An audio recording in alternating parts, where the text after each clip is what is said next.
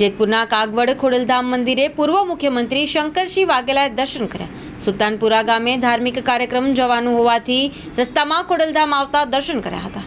સુલતાનપુરમાં મારા ગોંડલિયા પરિચિત પરિવારનો એક ધાર્મિક કાર્યક્રમ આપણા ખોડલધામના પ્રણેતા માનીય નરેશભાઈ પટેલ એમાં ખાસ આમંત્રિત છે.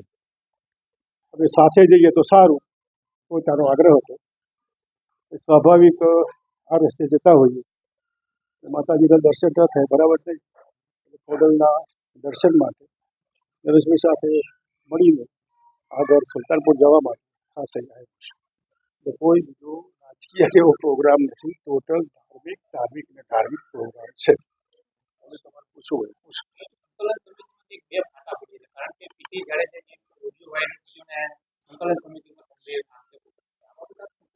અહીં ખોડલધામમાં ખોડલની ચર્ચા થાય, સંકલન સમિતિવાળા મિત્રો મળવાના છે અને એ પરમનન્ટ કમિટી છે. ફક્ત આ કામ માટે નહોતા નથી.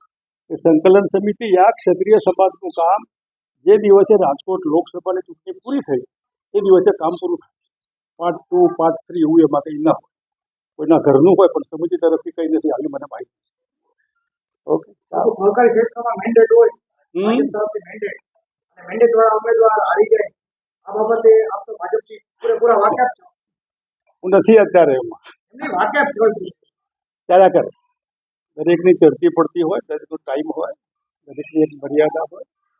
બીજેપીના લગભગ ક્લાઇમેક્સ આવી ગયું એટલે હવે માતાજીના સાનિધ્યમાં વાત કરવી.